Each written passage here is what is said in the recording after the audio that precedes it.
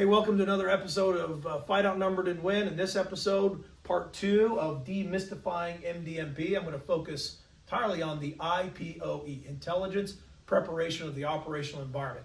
Fun fact, it used to be called Intelligence Preparation of the Battlefield, right? IPB, well, why did it change? Well, I'll tell you why. It's because in this whole unified action or whole of government approach, other agencies like the CIA or maybe FEMA, they don't really do battle, or Customs and Border Protection, they don't battle. So we can't have that. So therefore, to make this whole unified action thing, we change it to Intelligence Preparation of Operational Environment. Here's the thing, most of the time I'll describe how IPOEs typically happen. So you get a mission, we start receiving the mission, we go into action, and what does the S2 typically do? Well, sir, they get around their maps, they huddle everybody together that they can, and they... Who's involved? Sir, Usually it's the S2 section with probably all hands on deck, and then one person maybe from the S3 section, maybe an air defender, maybe a protection guy. Yeah, so the S2 all jumps in and they start doing it, and everybody starts kind of reading, they go in their stovepipes of excellence, and everybody starts reading the operations order from their point of view, and we all look at the S2, hey, when are you done, when are you done, when are you done, and the S2 starts grinding, it's crazy, and they pull an order from higher, because remember, higher always gets it right. And so higher, they will then push down these intel products, which usually comes into something that looks like an enemy most likely and most dangerous. And we'll get into that in another video for another time of how most likely, most dangerous. But the point I'm trying to make is usually what happens, the S2 will crank out different products. So if a good staff, the S3 folks will produce what they call a MCOO, a Modified Combined Operations Overlay, MCOO. This is looking at the terrain. So they'll get in on a map, they'll look at where the restricted area is, where avenues of approach can be, and other, hills, and they'll say, well, this is a corridor for, a battalion, brigade, so on and so forth. Okay, that's fascinating. This is usually what a MCOO does, what the S3 section does. Well, the S2, they'll start and they'll spend all this kind of time going into what the enemy is capable of, and they'll come to all these charts and everything, and then it all culminates with a briefing that usually looks like something with a doc temp, a sit temp, and event temp. No one ever gets here because they don't have enough time, and no one understands what event temp is anyway. But I'm going to demystify all this for you because that's the purpose of this video. Okay. First off, word, template. Your military loves the word template. When you think of a template, it is a picture. I don't know why the Army calls it that, it just does, but they'll call it template. So in your head, template, think of a cartoon sketch. When you template something, you're basically, an S2 will basically look on a map and they will think, okay, the enemy doctrinally will put people here, here, so they're templating them here. Folks, that doesn't mean the enemy is really there. We think so because once it goes on a map, everyone thinks, oh, that's where the enemy is. It's not true. It's just the S2 in good faith thinks, well, that's where the enemy would be. But they're already getting ahead of ourselves. So a template is a picture. Okay, when you hear the term doc temp, it stands for doctrinal template. It's a picture of how the enemy doctrinally likes to fight.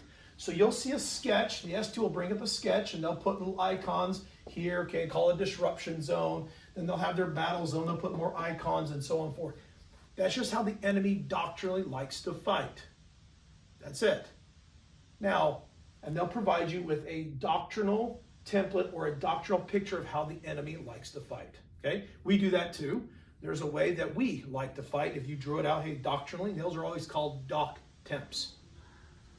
So once you have how the enemy likes or would like to fight if there is in a world where there's no terrain or no situation, but that's not true. So then you take the doctrinal template and now you carry how the enemy would like to fight and you overlay the situation.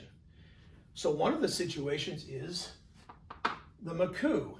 How, because of the terrain, how is that going to change how the enemy wants to fight, the situation, or the context of the fight? So what are some things that, context, how does context influence a fight? Sir, context comes into the fight in the form of terrain. What are the terrain features that you have available to you that you can utilize or not? And then what is the enemy's mission? What are they trying to achieve? What is the purpose of the forces out there? Yeah, we have a good tool to evaluate context. You've all heard it, and you probably haven't used it this way, is the acronym MET-TC. MET-TC is a acronym that stands for Mission, Enemy, Time Available, Troops and Support, Terrain, Civil Considerations. This whole thing does nothing more than to help you analyze the context for the fight. So when you take a doctrinal template, then you add the situation, how the situation will change how the enemy will fight, how their mission will change how they fight, how they perceive blue for, what is their time available, all right, what troops and support do they have that's different this time than doctrinally? When have you ever gone into a situation with everything you've ever usually had? Okay, never. Okay, what is the terrain going to affect it? They get that from the MACU. How the civilians are going to interact with it, that would give you the picture of how the enemy will likely fight given the situation.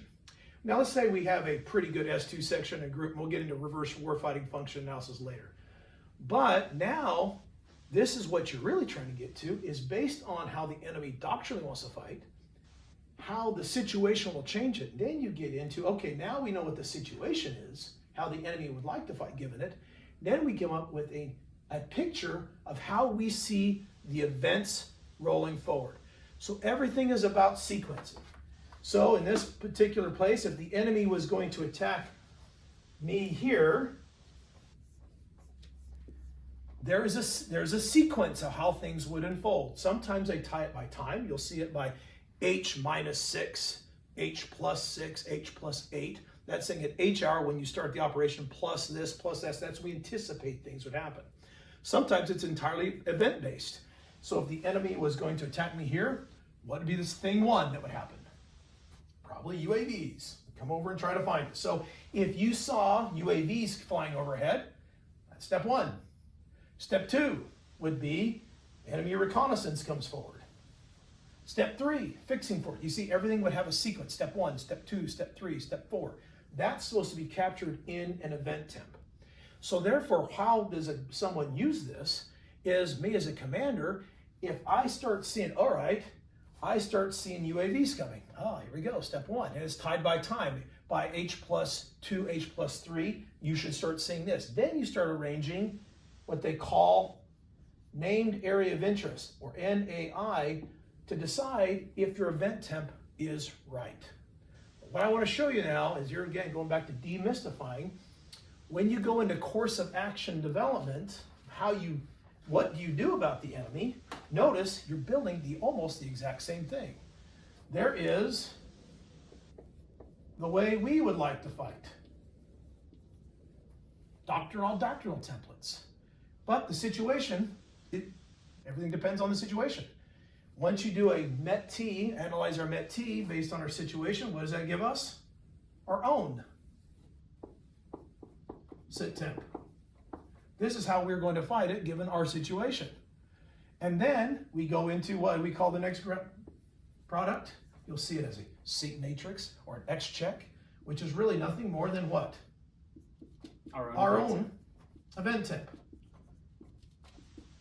So what you're seeing here, to make it super, again, demystifying, what you're doing is with IPOE, you're showing the enemy, okay, how do they doctrinally like to fight? How does that change based on the situation? Now that we know that, here's the events that have to happen to make that operation successful. That translates in how we beat it. So we have the way we want to fight doctrinally. We have to change it based on the situation. We get the situation based on MET-TC analysis, and that gives us our own X-check, sync matrix, all those different products. And then we can talk about DSM, DSTs later. But I hope that helps showing you how an IPOE and course of action development, how they go together. Make sense? Absolutely, sir. And sir, if I can offer one thought on the doc temp. So the doc temps are developed from the Foreign Studies Office at Fort Leavenworth, Kansas, part of TRADOC G2. So they look at how do the Russians fight according to their own published doctrine? How do the Chinese fight according to their own published doctrine and other adversaries? But those things aren't fixed and static. So looking at the conflict in Ukraine and Russia right now, Russia's doctrine and their ways of fighting are evolving faster than what the Foreign Studies Office can keep up with. So the doc temps might be out of date. And when we go into our next conflict, should that occur, the doc temp needs to be continually changing as we understand enemy adversaries better. And as we understand a particular force that we're fighting and how they like to fight, we need to keep that in mind as well and evolve with it. Couldn't say it better. I was just going to say the same thing. Be careful when you think the doc temp is the way they're going to fight. I mean, one thing about Americans, what do they always say? Americans are hard to fight because we don't follow or feel need to read our own doctrine. And what the Russians say, the problem is, the Germans would always say, problem with Americans is why Americans are so good at war is because war is chaos, and the Americans practice chaos every day. So actually works to our advantage. All right, thanks for joining us. Fight outnumbered and win.